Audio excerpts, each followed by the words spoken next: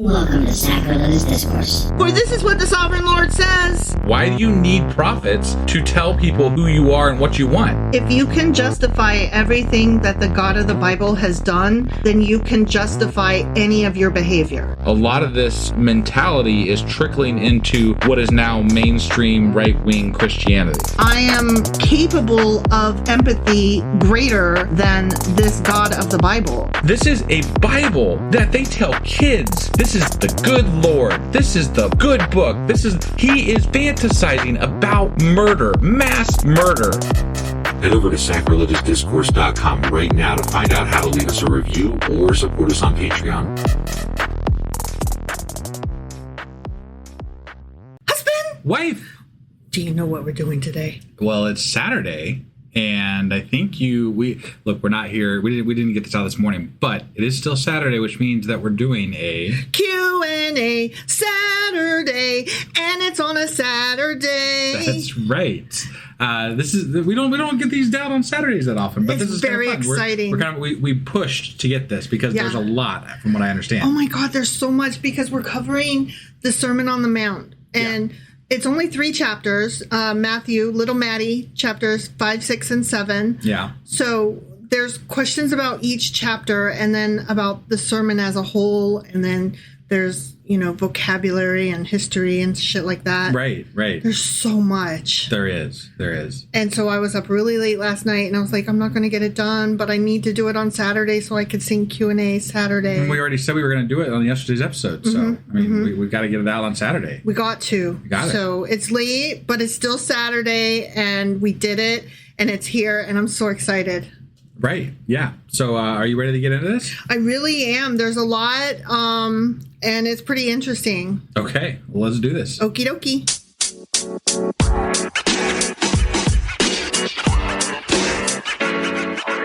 All right, we are hopping into this Q&A Saturday over the Jesus on the Mount sermon, right? Yes.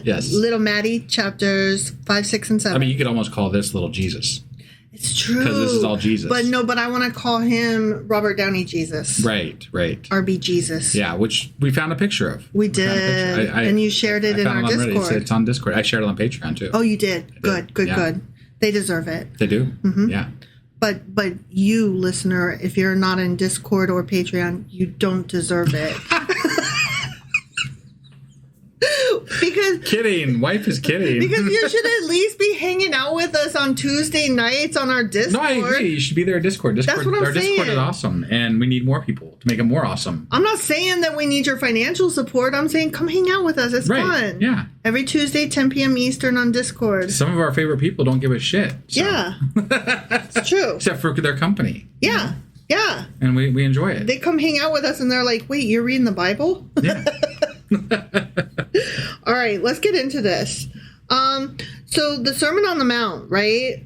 Chapter 5 is what we're going to start with. That's generally when you start with the Sermon on the Mount, I would say that's where you start. Yeah.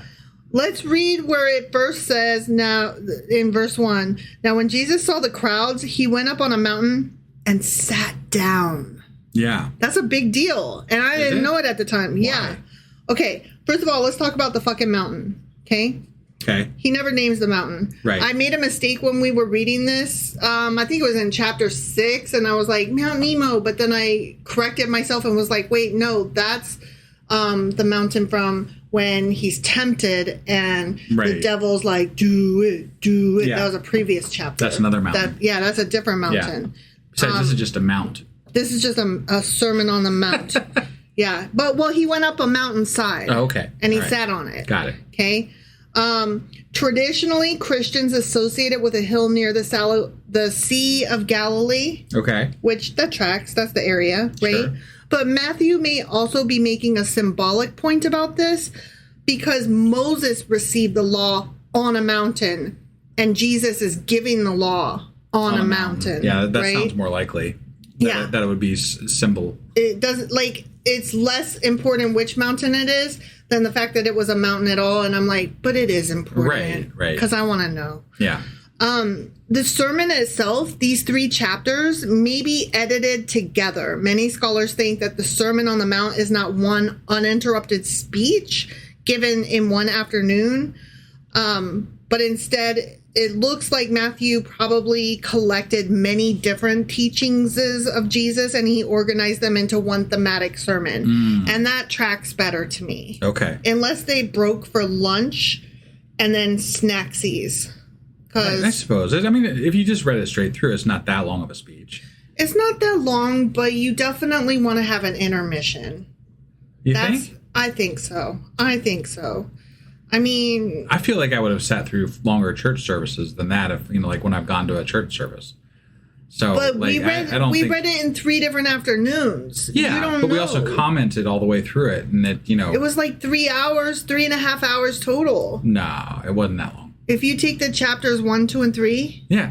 Or 5, 6, and 7, I mean. Exactly. Yeah, no, like our episodes were only like at the most like 45 minutes, and if you cut out like 15 minutes for jabbing at each other and doing whatever we do, then it's fair. Like an hour and a half. Okay, that's fair. I forgot we conversed a lot. Yeah. And that adds to it. Right. All right, if you're just reading it straight through. So, all right, he might have done it in one afternoon. Right. But there were so many different lessons that he like changed track. He's like, let's talk about a needle. And then he's like, let's talk about a gate. And then he's like, let's talk about a wolf. Sure. Yeah. Like he had to switch topics. And it was only like 2 sentences. And then he would switch a topic. Jesus had a lot to say, He did, but it was just so much different stuff. Right. Anyway, remember when I said the fact that he sat down? He sat down. Yeah.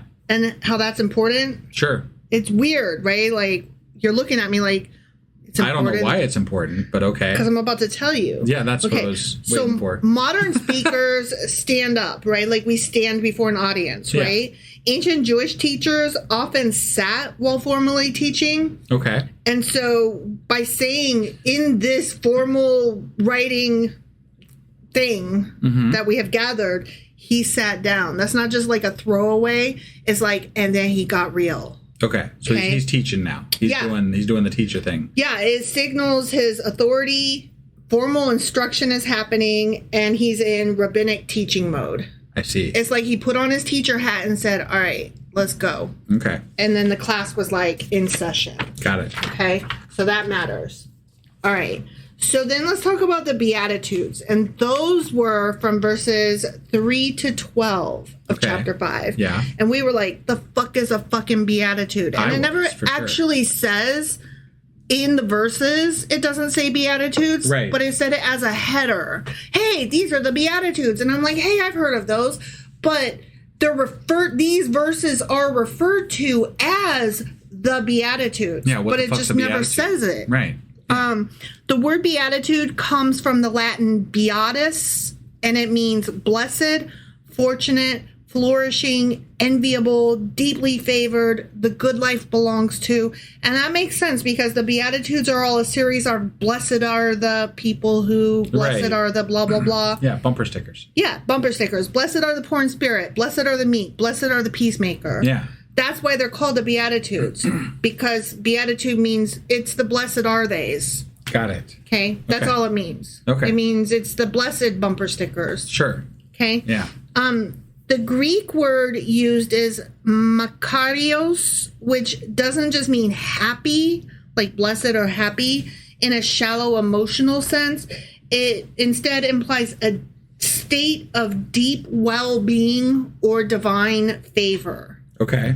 So it's not just blessed or happy or the meek. It's these folk are in good divine spirit and favor because. Okay. And then it goes on to explain why. Gotcha. So that's what beatitude means. Right. And I'm like, whatever.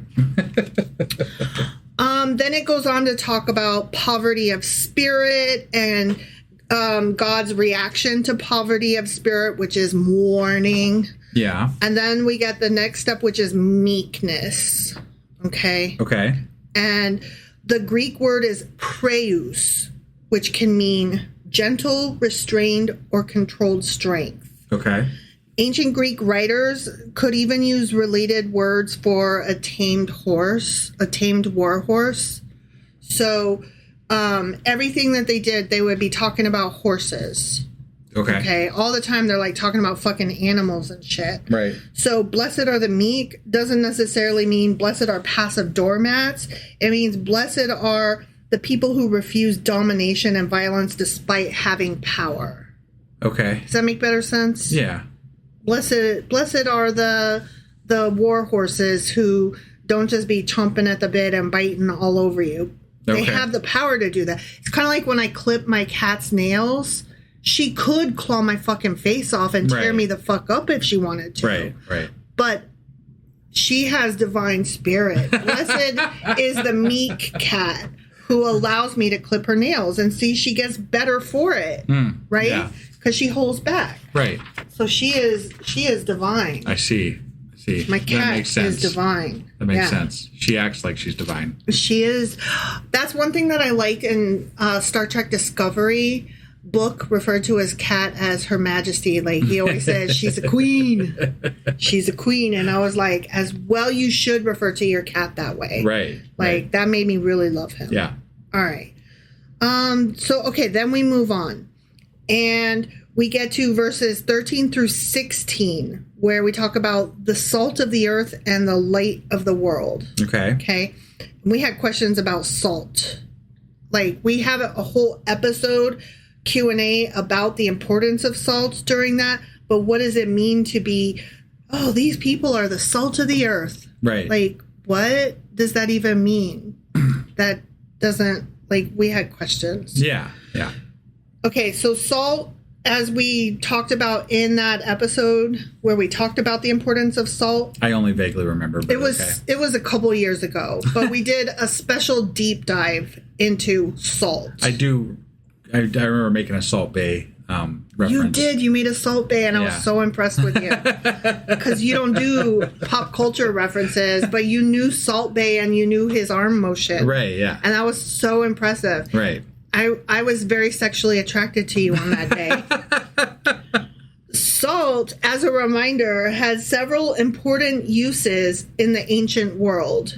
Preserving food, flavoring food, purification, and covenant symbolism in Jewish tradition. Sure. Ooh, I just remembered, and one of the things we talked about, they had given such importance in salt that they used to rub their babies in it.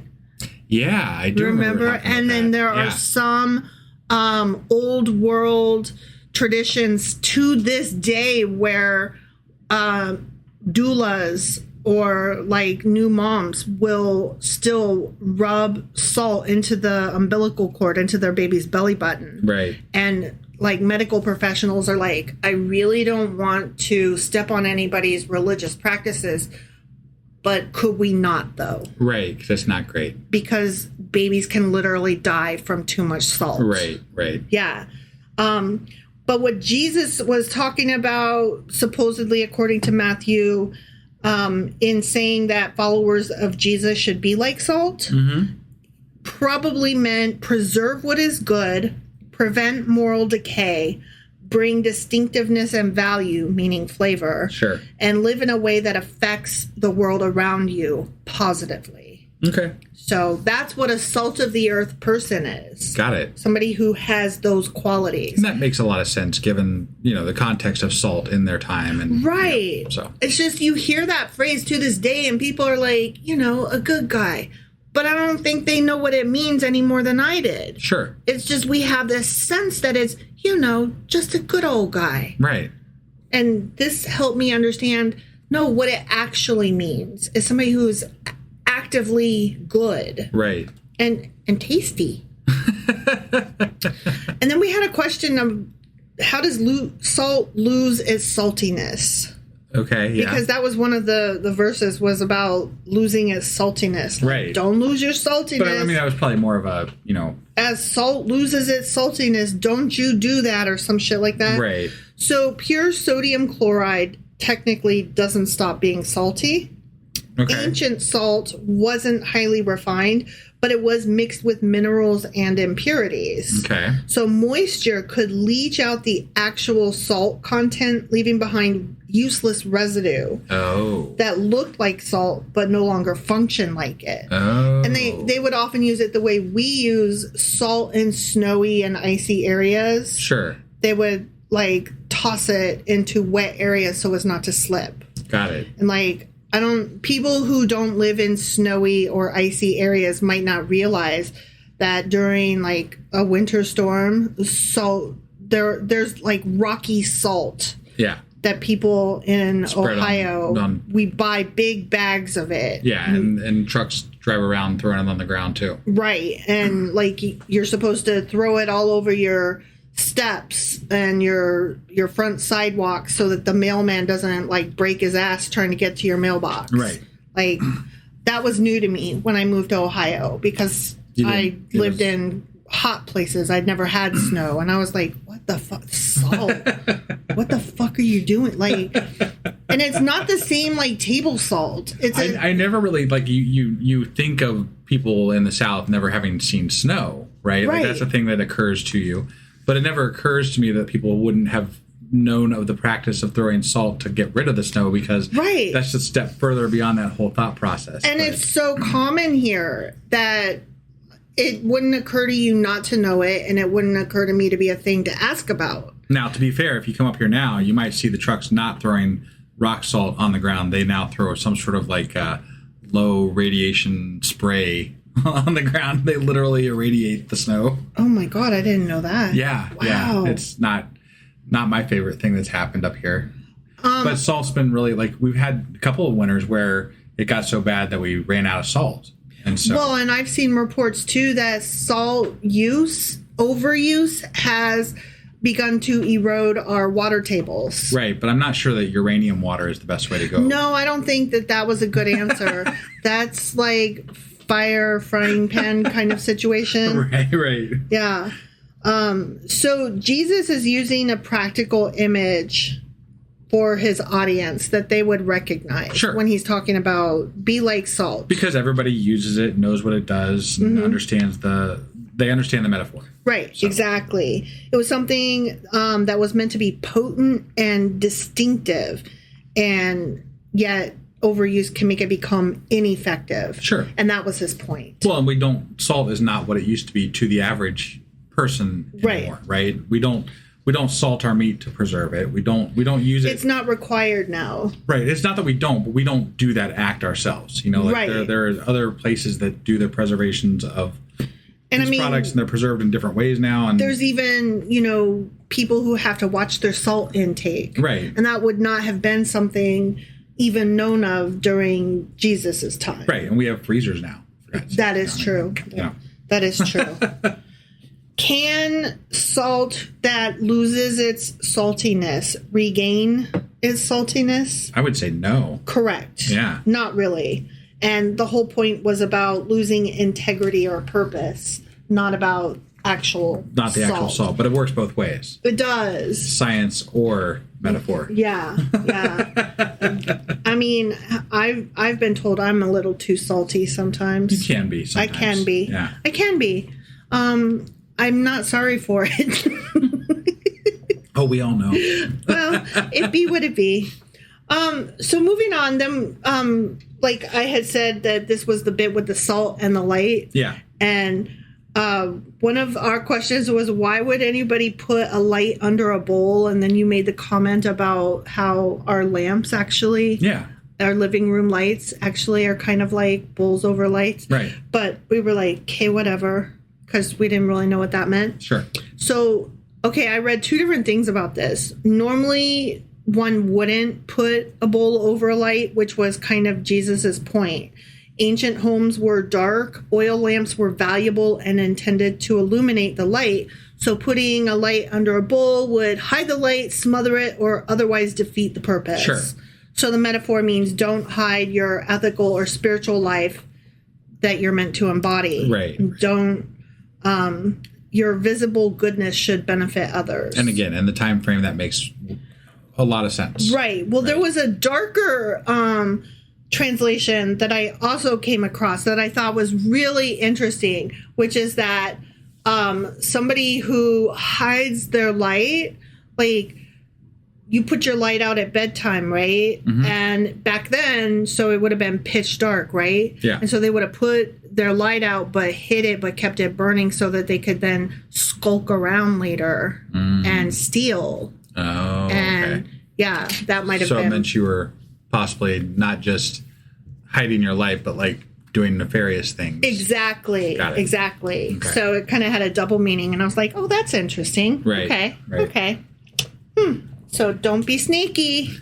And do be bright and happy. Right. And let it shine. Yeah. This little light of mine. Oh my God, I bet that's what that song's referencing. I'm gonna let it shine. I'm gonna let it shine, let it shine, let it shine. Probably. This little light of mine. Or maybe not. I'm gonna let it shine. Really could be anything. I'm gonna let it shine, let it shine, let it shine. But I'll let you have it. Had you heard that? I have. Like, that's all the words to it that I know. Right. Are there other words to it? Possibly. There's other. I recently found a song by the Dead South. What is it? Sunshine. You Are My Sunshine. You Are My Sunshine. And I only knew like the first verse, but there's like, and I don't know if it was always more verses, but there were always more verses. Okay, all right. Well, regardless, the Dead South's version of it is. It fantastic. takes the song in its original lyrical format and gives you the mood that the song always had. That you didn't know you needed. The best. It's the best. Here's where 80s babies come in. And remember, I made reference to the fact that you don't know pop culture references. So in the movie Beaches. I'm aware of that movie. Right. Leonardo DiCaprio. No, Wait, actually, what? it's fucking not. Really? You're thinking of The Beach. The Beach. Oh. wow. And that's not an 80s movie anyway. Right. Okay, Beaches had Bette Midler and Barbara Hershey in it. Okay. And a very early, Mayim Bialik. She played Blossom. Okay. And I probably butchered her name.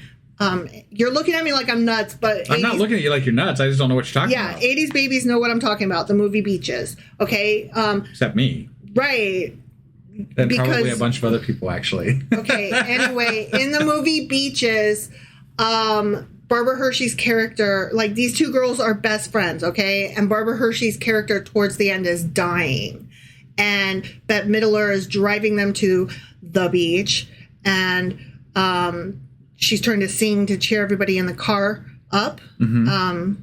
And she starts singing You Are My Sunshine. And then she gets to the second verse and it's killer. And she's like, and she kind of peters off because, yeah, that song is not as cheerful as it lets on. Right. So, no, that song always had those verses. Side. You just didn't know them. Right. And what is that band called? The Dead South. The Dead South is like, oh, but we know them. Yeah, and they did a fantastic Here's how the song should be sung, and they did. Yeah. It's so good. They did. Highly recommend. Yeah. Anyway, Beaches, Bette Midler. Sure. Okay. It's a great movie. It's where the song "Wind Beneath My Wings" comes from. Is it? Yeah. I didn't know that. Yeah. I knew the song. That it literally comes from that soundtrack. Yeah. Okay. Because Cece Bloom is the Bette Midler character, and she's a famous singer in the movie, and she sings it about her best friend. Okay. Like, I'm the famous one, but did you ever know that you're my hero? You were the wind beneath my wings. Like, you're the one that actually mattered. You were the reliable one. I was the flake. Got it. Yeah, that's what that song is actually about. And it comes from that movie. That's great. Okay, anyway, so this little light of mine, I'm going to let it shine. Yes. Okay? All right, let's move on to verses 21 through 22. Okay. Jesus' attitude toward anger. Okay? And he's going to interpret the law against murder. Okay, so I'm going to read these two verses. Murder. I was just double checking. Murder. We're talking about murder. Yeah. Okay. Like stabby. I was just double checking. You know, I'm going to kill you. Yeah. Kind of thing. Yeah. Okay. So, verses 21 and 22 from Matthew chapter 5. Sorry. You have heard that it was said to the people. Stop laughing at me. You have heard that it was said to the people long ago, you shall not murder. and anyone who murders will be subject to judgment. But I tell you that anyone who is angry with a brother or sister, by which it means fellow disciple, will be subject to judgment. Again, anyone who says to a brother or sister, Raka, is answerable to the court. And anyone who says, you fool, will be in danger of the fires of hell. That's crazy to me. I know. Like thought crime. Thought crime. You literally... You're a murderer. You can't even be angry at one of your fellow people. You're a murderer. You're going to hell. That's crazy. Okay, I underlined so many different things in that to cover. Yeah. Okay, so let's deal with the first part. You have heard that it was said to the people long ago. Yeah. What do you mean? Moses. Yeah, that was in Exodus. Do not kill, right? Yeah, it was in Exodus. Fucking 10 Commandments. Chapter 20, verses 12 through 17. Honor your father and your mother so that you may live long in the land of the Lord your God has given you. You shall not murder. You shall not commit adultery. You shall not steal. You shall not give false testimony against your neighbor. You shall not covet your neighbor's house. You shall not covet your neighbor's wife or his male or female servant, his ox or donkey, or anything that belongs to your neighbor. If you ever need a reminder of any of those, you can just go into any Texas school and find it on the walls. That is true. That is fucking true. Sadly. So I covered this when we went over chapter 5 by itself instead of like the Q&A. We were just talking about it a little bit. What the fuck is Raka? Mm-hmm. It's an Aramaic term of great contempt. Raka. Okay. Like, so when it says anyone who says to their fellow disciple, Raka, it's like saying, God damn it, or fuck. If I went, I mean, if hell was real and then, I mean, like, literally, I think everybody's going to hell then. Well, yeah. No one's going to make it through that. No. It's worse than that, though. It signifies a vain, empty, worthless person with shallow brains, and such expressions at the time were generally punished with a heavy fine.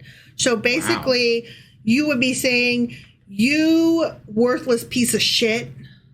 And you got fined for that. And you got fined. Shit. If I'm coming up to you and I'm saying, you are a worthless piece of shit. I have just said Raka to you. That's fucking nuts. And I would get fined because you're not a worthless piece of shit. Right, but I mean that it's just that's crazy to me. Mm-hmm, like you can't. I mean, look, it's no fun when someone calls you a worthless piece of shit, right? But like, should they get fined for it? I don't know. Well, it was part of the culture, not just to say you worthless piece of shit, but also to go through a great public motion of correcting bads. Sure. Part of like outward shaming of each other. Right. It was a big show. And that's what Jesus was trying to. That's why all of this is about authenticity and not making a show of it. Right. And so it's less about don't say Raka. Like, it's less about the action than the don't be so worked up that you want to call somebody a worthless piece of shit in the first place. Sure. So it's supposed to be more about the intent than the action. I got it. And so he's saying the rule says don't say to murder people. I'm saying don't get so angry that you even come close to that. Right. And if you are cussing somebody out, you're starting to come to that line. Right. And calm your tits. Yeah. That's what the message is. Sure. Okay. When it talks about the court, where it says they're answerable to the court. Yeah. That refers to the famous council known among the Jews by the name Sanhedrin, which we talked a little bit about. Okay. It was composed of 72 elders, 6 chosen out of each tribe. So you go and you call somebody a worthless piece of shit, and then they're like, I'm taking you to fucking court.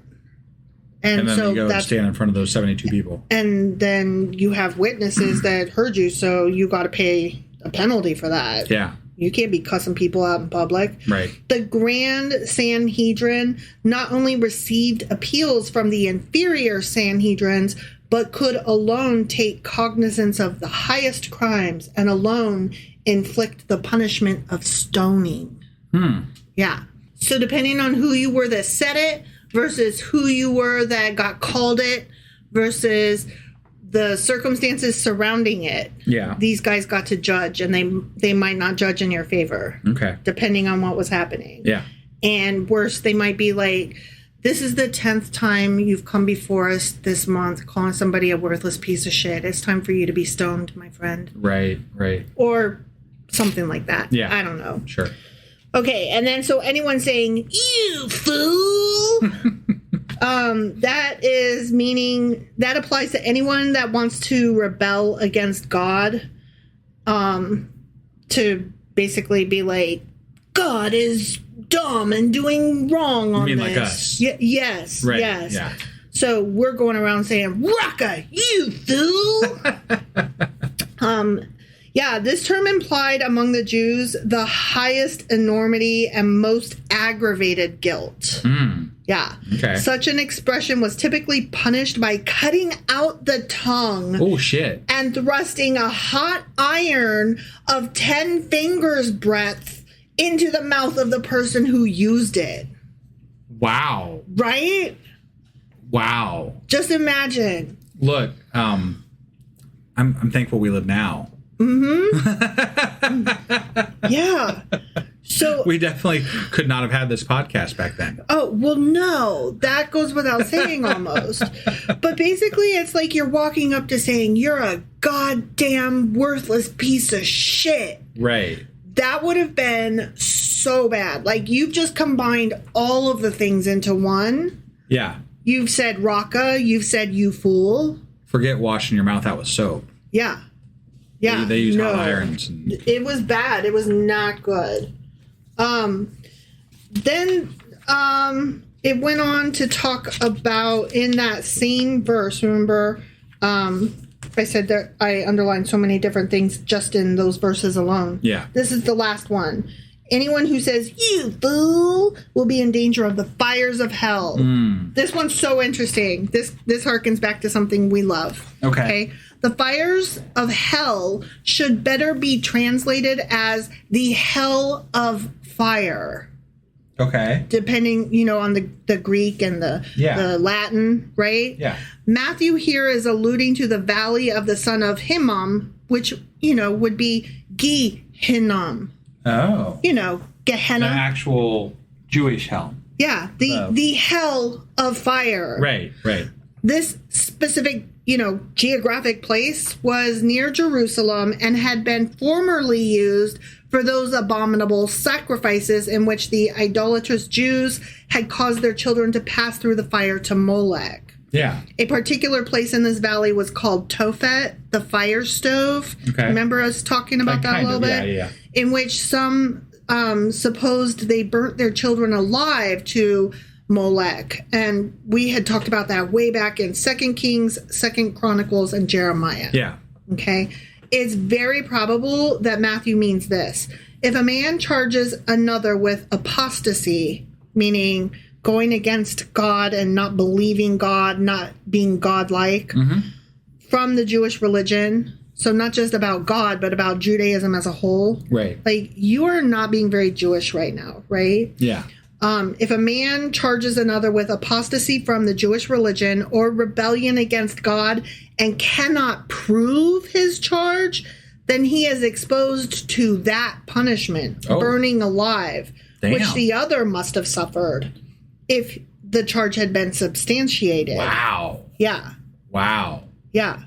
So you better be sure you're bringing a... Don't just accuse somebody of not being Jewish enough. How do you not have a witch hunt?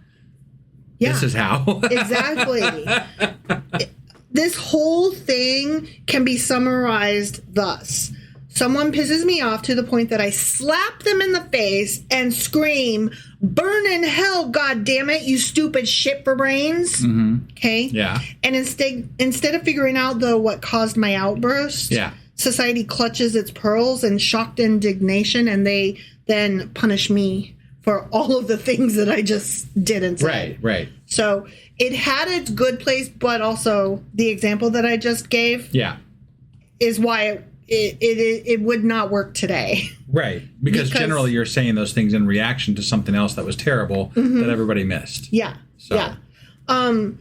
Off topic, but people who are autistic suffer from this greatly because they notice patterns and are more sensitive to social rules, like missing out on the things that everybody else gets. Yeah. And so we will react to things or ask questions that other people don't. And then instead of like looking at the problem, like we pointed out the problem, so we get punished, right? Rather than the problem itself. Yeah. So this one, like I had I had a little bit of feelings on it. Yeah.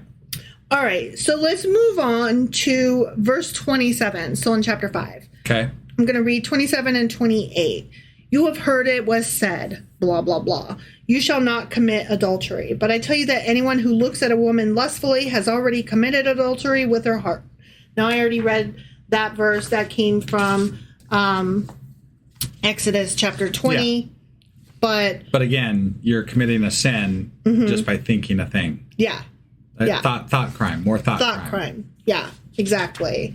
He's saying it's not just the thought crime, though. He's saying, like, you think that just because you abstained that you put yourself in check. Like, you don't get points for not fucking your neighbor's wife. Right. If you're still looking out the window at her and watching her. Right. And spying on her or looking up her Facebook profile. Yeah.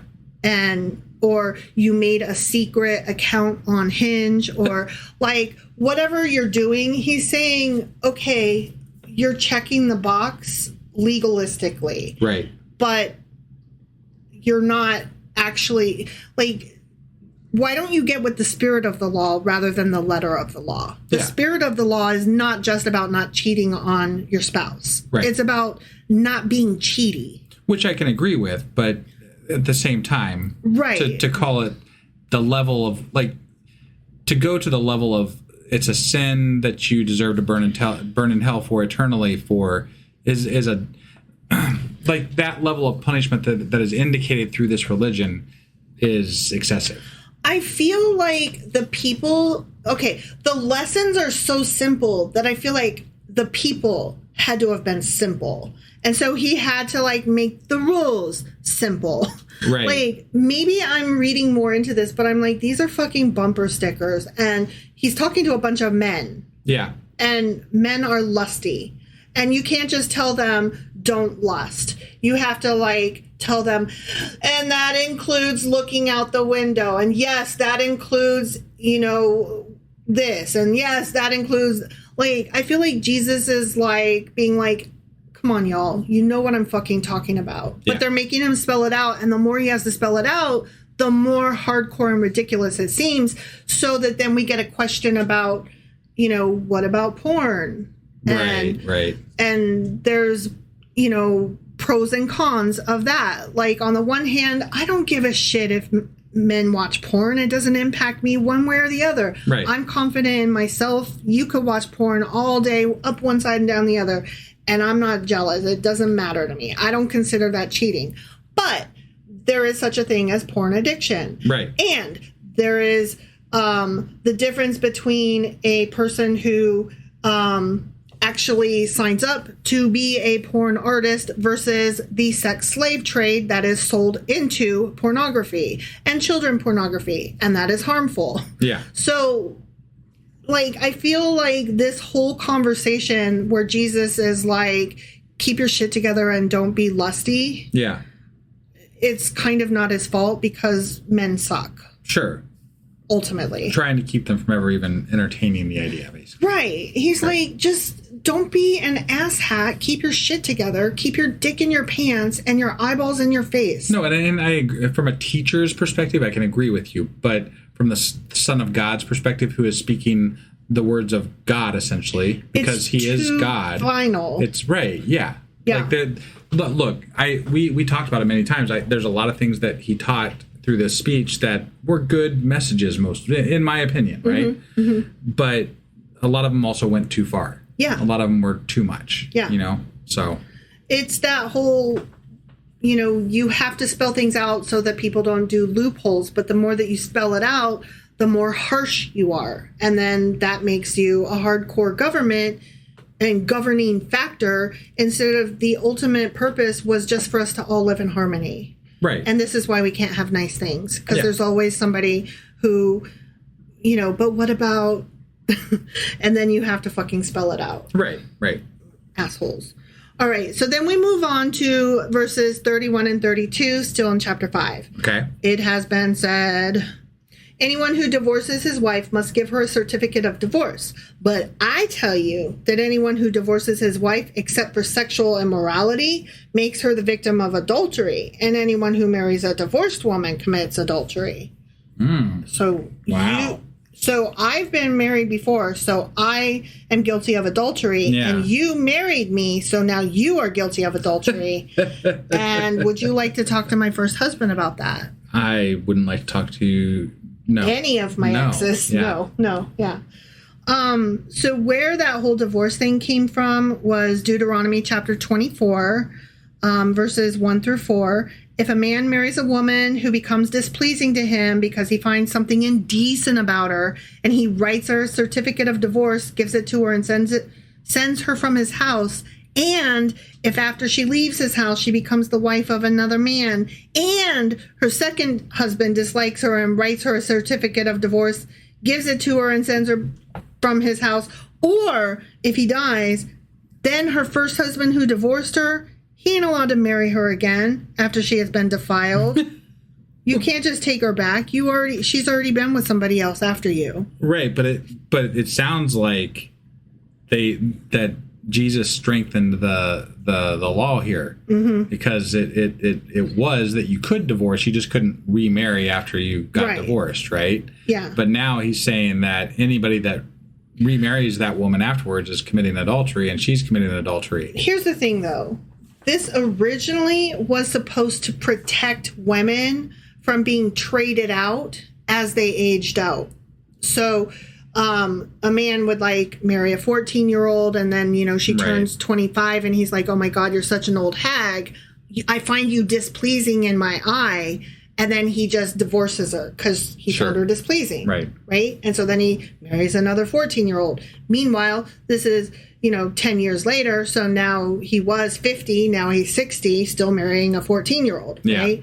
It was supposed to be to protect women from being discarded so easily. No, and that aspect of it makes sense, I suppose. It's a Band-Aid on the bigger problem, which is that women were considered property and could be traded out in the first place. Right, and the fact that, look. What if we treated women as people? The fact that Jesus said these things about strengthening, the punishment, like you can't get remarried or you're committing adultery. You can't, all these things, right? Like it just kind of solidifies specifically with the Son of God, that women are property. Right. Like that's the problematic aspect of this, is that Jesus literally solidified it as a law almost that women are property. Instead of addressing the woman problem, right? He looks at all of these fucking lusty ass men and horn dogs and says, stop trading out your wives. Right. Keep the one you got. Instead of saying, everybody divorce your wives right now, you're all single, we're starting over, because women are people too. Yeah. Yeah. It just that's the message that should have come through. It basically goes on to reinforce the fact that this is men's words written by men for men. Yeah. And not the word of a God who would fucking know better. The same way that the earth isn't just this one little plot of sand, women are people too, and people from other places and other colors and other thoughts are also people. Well, and more importantly than that, I think that, it's held women down to this day. Yeah. Right? Like these ideas that permeate through religion, and not just in Christianity, but in religion in general, have kept women down. Like women didn't even have the right to vote in the United States until the 20s, right? I think that's correct. 20s or 30s. I mean, Pretty Mary sure Poppins was, about women's suffragettes. Right. Yes, in England, but right. Still. These verses are still being litigated in courts today in states that are trying to strip women of being allowed to divorce their husbands. Yeah, we're regressing so hard right now. It's not even, I mean, like, this is scary. This is why we are reading the Bible. Yeah. Yeah. Like, because these verses are we are slipping back into a very theological state of being in this country. And to me, that is beyond scary. Like, thank you, Jesus, for asking men or demanding that men stop trading out their chattel wives. But maybe you could have gone a step further and chastised them for treating their wives as chattel. Right. And, you know, as long as we're on the topic, thank you, Supreme Court, for writing in pencil that abortions could kind of be allowed. But maybe you could have gone a step further and fucking codified it into law instead of leaving it in pencil so it could be erased by a drunk-ass piece of shit rapist. Yeah. Thanks. Appreciate ya. Right. You know? Yeah. Anyways. So then we go on to verse 38 and 39, still in chapter 5. Okay. You have heard it was said, eye for an eye and tooth for a tooth. But I tell you, do not resist an evil person. If anyone slaps you on the right cheek, turn to them the other cheek also. And we were like, okay, he's saying don't be vindictive. I can see that, but I can also see you punch me a couple times, I am going to eventually fight back. Right. I don't think we're fully getting the message, but let's see what he's drawing from when in the you have heard that it was said. Where did that come from? Okay. Exodus chapter 21. Always Exodus. Always Exodus. Well, sometimes it was Deuteronomy. Sure, yeah. Verses 22 through 25. If people are fighting and hit a pregnant woman and she gives birth prematurely or has a miscarriage, but there is no serious injury, the offender must be fined whatever the woman's husband demands and the court allows. But if there is a serious injury, you are to take life for life, eye for eye, tooth for tooth, hand for hand, foot for foot, burn for burn, wound for wound, bruise for bruise. Okay. Okay. So I'm not really sure that the whole you have heard it here, like that was less about vengeance and more about property damage. Yeah. You know what I mean? Right. Property damage, including the loss of a child. Right. Because the child was your property. Yeah. It also comes from Leviticus chapter 24, though. So let's read that, verses 17 through 22. Anyone who takes the life of a human being is to be put to death. So murderers get murdered. Anyone who takes the life of someone's animal must take restitution, life for life. So pay a fee. Anyone who injures their neighbor is to be injured in the same manner. Fracture for fracture, eye for eye, tooth for tooth. The one who has inflicted the injury must suffer the same injury. Whoever kills an animal must make restitution, but whoever kills a human being is to be put to death. So murderers get murdered.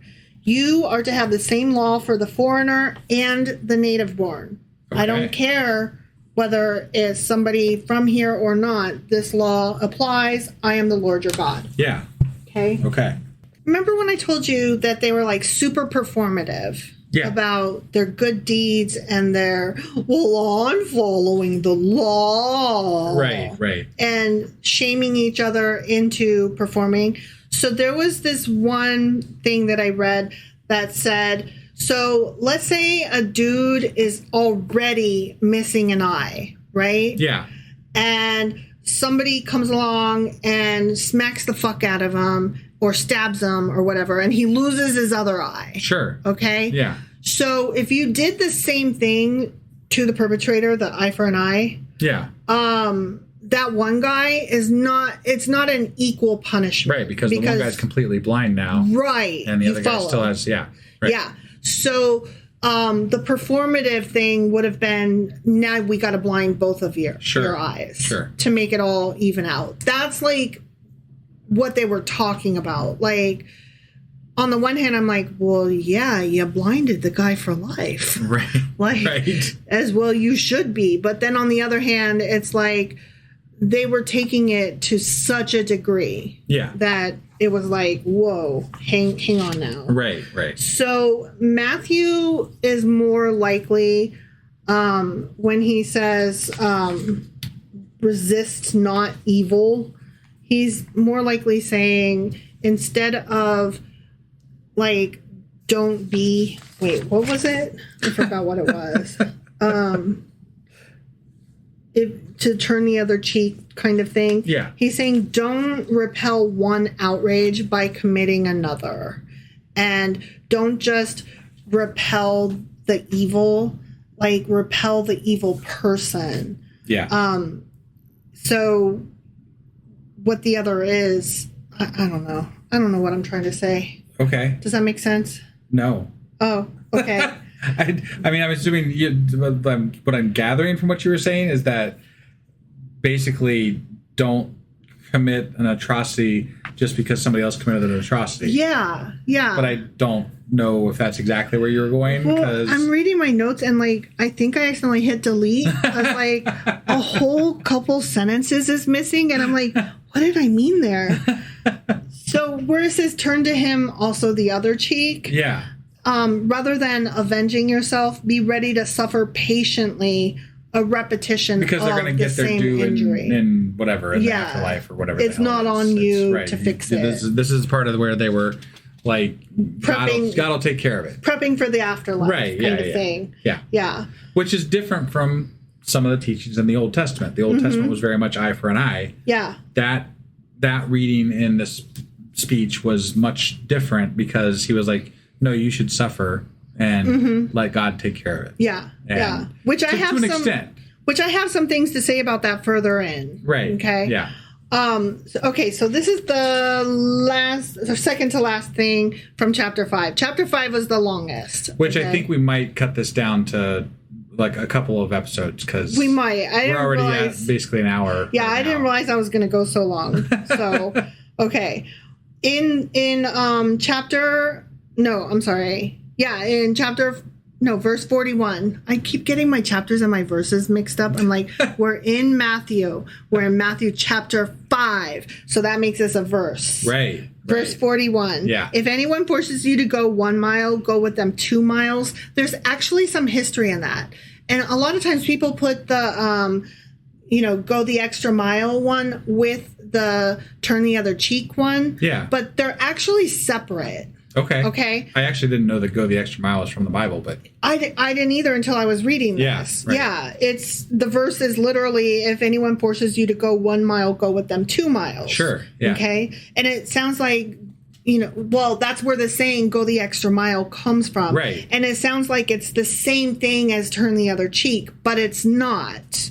Go the extra mile comes from Roman military oppression. Roman soldiers could legally force civilians to carry their gear for 1 mile. So go with him 2 miles would have sounded extremely politically shocking. Okay. Because, like, if that Roman soldier comes up to you and he's, like, demanding you to go with him the 1 mile, go with him both miles. Just nice him to death, basically. Yeah. Give him whatever he's asking for. Don't fight against him. Sure. Just do it. Do it. And do it even more, okay? It's an actual imperial occupation that is happening. Yeah. That Jesus is referencing here. Interesting. Yeah.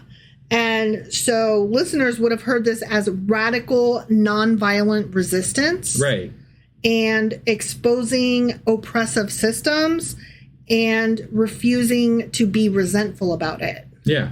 So that's kind of cool. Yeah, so he was pulling like a Martin Luther King Jr. kind of, nonviolent resistance. Yeah. Like nice them to death. Let's show them what we really are. Yes. Let's show them who we are. Let's show them what we stand for. Exactly.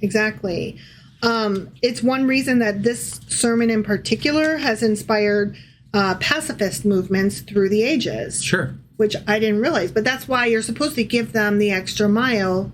Like you're supposed to again, nice them to death. Right. And that's part of, like, you know, people will always say to show people your faith, not, or to lead, what, I don't know. By example, and actions are louder than words, which I will reference later on. Yeah. Again, it's kind of that whole, there is an aspect of that in religion that I had heard in the past, and probably is still used today, but not, like, now it is definitely way more performative than it was when I was younger. Mm-hmm.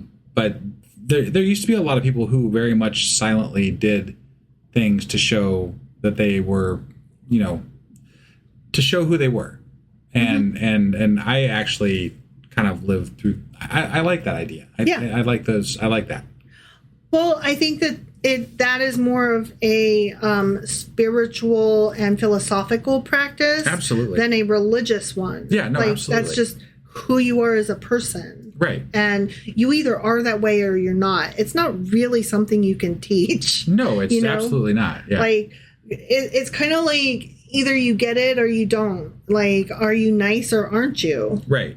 Although empathy can be taught, it is just very difficult if you don't already have somewhere existing. Right. Like, you may not have empathy for certain people or certain causes, right? But you have empathy for something else. So empathy is like a muscle that can be stretched and grown. Yeah. To encompass other people and other causes, but you have to have it in the first place. Right. And some people are just selfish dicks and are not empathetic. Yeah. And they just shrivel up. Like Trump. And my ex. So, let's see. Moving on to verse 46. If you love those who love you, what reward will you get? Are not even the tax collectors doing that? So, we had questions about that. Like, what the fuck even does that mean? Right. And I did remember that tax collectors were super hated back then. I mean, generally they are, yeah. So, but even the tax collectors are loved by their own family, right? Sure. So, he's saying it's easy to love the people that you love, but it's much more difficult to love others. Right. And, but there's some more history and politics in this as well. So the word that's actually used is publicans, which is tax gatherers. And of these two classes, there were two classes: the superior, who were Romans of the equestrian order, and then the inferior, which is those who were mentioned in the Gospels, which is what we're reading. Okay. And those appear to mostly have been the Jews. They were the inferior, which is the story of the Jews, basically. Sure. They're always on the bottom in the Bible. Sure. In their perspective. Right, right. So this class of men was detestable among the Romans, the Greeks, and the Jews for their intolerable rapacity and avarice. Okay. So the tax gatherers at the bottom were just the absolute fucking worst. Because they had to be the ones that actually went and said, give me the fucking money. Right. Or whatever. Right. You know? Well, there were two types of tax collectors. The ones that dealt with the rich, and they were fine. Well, yeah, because rich people have money to give, right? Poor people don't have money to give. Exactly. And they're sitting... Look, this is the same scenario where if your entire job is to deal with people who don't have money and you got to take money from them, you're going to be a miserable son of a bitch. You are. Because, like... Raka! Yeah, well, no, I mean, like, you are dealing with people daily who can't afford to do the thing you're asking them to do, and they're going to get angry at you. And then you're going to see nothing but anger from all these people, which in turn is going to make you kind of a miserable human being. No, it's so true. It's so true. So they were abhorred in a very special manner by the Jews, to whom the Roman government was odious. Okay. Like, they hated the Roman government, but even more so did the Jews hate their own tax collectors. Right. Which you just enumerated reasons why. Right. Those individuals were assisting in collecting the Roman tribute and were considered as betrayers of the liberties of their country and abettors of those who enslaved it. I guess. I mean, but at the same time, a job's a job. Right. Yeah. I mean, like somebody was going to have to do it, whether it be one of your own people or whether it be one of the Romans, somewhere else. And at that point, it's going to be at the point of a sword because, like rather than your you have to pick your poison, cousin. right? Like it's not a matter of whether this is like why should you hate this person? They're saving you from a worse fate by being the one that collects as opposed to the people who are actually oppressing you. This is the don't hate the messenger, hate the message. Right. Or don't hate the message or the messenger. Don't shoot the messenger. Yeah, but you should actually shoot the guy who sent it. Yeah. I mean, don't shoot anybody, but No, but right.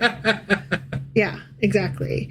One quotation from an early piece of literature will show in what detestation they were held among the Greeks.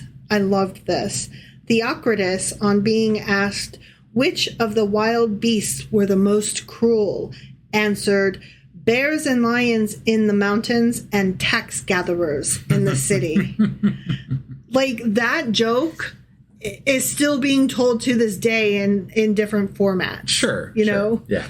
Like, ha ha ha, who's the cruelest creature of them all? And we say lawyers. Right. But it could just as easily have been tax collectors. Yeah. The IRS. But lawyers are like, because we have some lawyers, not all lawyers. There are many great and good lawyers out there.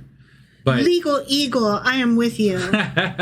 But there are many who are, I mean, the short version we call them ambulance chasers, right? Mm-hmm. They seek out opportunities to make money for someone at the expense of somebody else, and they will drain someone dry because of a mistake in their life, and look, that's not to say that there are times when something happens to a person and they deserve that money, right? Because their life was ruined. Their thing was, right.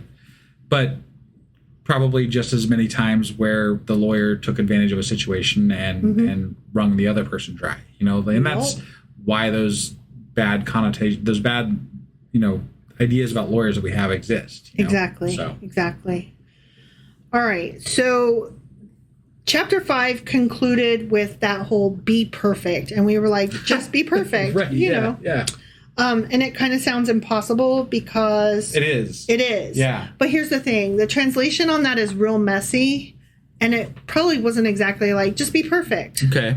The Greek word used here, teleios, can also mean complete, mature, whole, and fully developed. Okay. So the verse doesn't actually mean never make mistakes so much as try to become fully formed in love and mercy. And I think that is such a much better message. Yeah. It's still demanding, but it's less absurdly perfectionist. Yeah. And it's one that okay, that encapsulates chapter 5. I see where you're going with that. Sure. And again, we commented on this at the time. The overall message wasn't terrible. Right. It was a pretty good message. And the things that we're nitpicking are the parts where it gets a little too fire and brimstone. Mm-hmm. And I think that we're going to have more things to pick through later with regard to what is going to come up in Paul, mm-hmm. or when Paul's. I think does. I don't even know what the fuck it is, but he doesn't have a book though. He's just whatever. I don't know anything about Paul, but we've been told that it's a thing, and his Jesus is different from Matthew's Jesus. Yeah, this version of Jesus that we're reading right now in Matthew, not so bad, and significantly different from the Old Testament guy. He's definitely different from Yahweh. Right. I will say that. Yeah. And he definitely either adds to or reinterprets Yahweh's messages. And I was told God doesn't change his mind, multiple times, even unto the last decade. I was told this by people. You were told that, but as we were reading through the Old Testament, we saw the fire and brimstone lightning as we went along. So like it became less as the time frame got closer to Jesus's time. The hardening of the religion kind of became less. Like it was not only that, but there were times that he did change his mind. Oh yeah. I mean, Moses talked him out of smiting people. It's true. He did fucking change his mind. He changed his mind when he drowned out the planet. Right. Well, it's because we're dealing with people, and people change their minds. Yes, They're yes, like, they do. that might be a bit much. And so they change their God because they can, because God is just a written down. Because they can, and they realize they should. Right. Yeah. Maybe one day we'll have a God that people believe in where women aren't chattel. Yeah. I don't know. And people of color. I don't think we really need a God. No, I don't either. I don't think I think hopefully one day we get to a point where we don't need gods. That would be my hope. I would like philosophy and nature and science. Yeah. You know, how we apply those in a grander circle. Sure. Philosophy's that's you could wrap Christianity into philosophy, but philosophy is how we should behave and how we might behave and how we do behave. Right. And that, I said philosophy rather than spirituality because philosophy is more sociology based, which is a soft science. Sure. Yeah. Ish. Sociology has a lot of, like, you can measure a lot of sociological things as well. So, like, again, philosophy is one of those things where it's stickier. Like it's not. You could argue different points of philosophy that mean different things, and there's a lot of arguments that can be had there. I think it skews into the realm of the arts and literature and that kind of thing, like analyzing literature. Right. So I mean, I think the point that I would make is that as long as we're having discussions about what we believe and don't believe, and as long as we're moving forward with ideas in this world, which doesn't seem to be the case right now, I'll be happier. But I think when religions allow you to treat each other in cruel fashions and to own other people, your religion sucks. And you can call it what you want, but I'm not here for it. Absolutely. Yeah. I think we're going to wrap this up for today. For probably today. We're going to do the other one probably tomorrow or something like that. But that got a little long on the Matthew chapter 5. So sorry. So that was Sermon on the Mount recap part 1. Yeah, and we'll be back next time with Sermon on the Mount part 2, chapter 6, and probably 7. Okay, sounds good. Little Maddie. We'll see you then. Bye.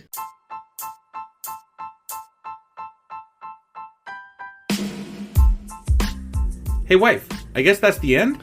But husband, that's just sad. It doesn't have to be. We are on lots of social media platforms like Twitter. Our handle there is sacrilegious_D. For D's nuts. Oh my God.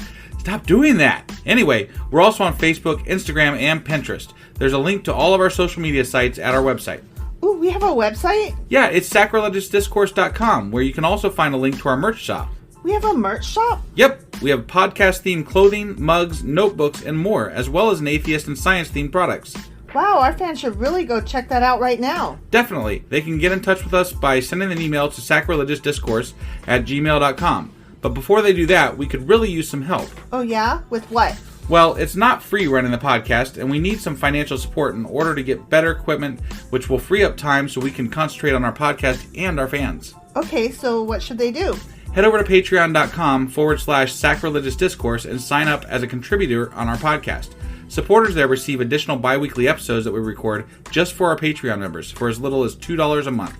Also, we'd really appreciate it if you would like and subscribe on whatever platform you're using. And Apple Podcast reviews help us out tremendously. Like and subscribe. Leave an Apple review. Join us on Twitter. Support us on Patreon. That's a lot of instructions. Don't forget to say thanks. Thanks. Okay, bye.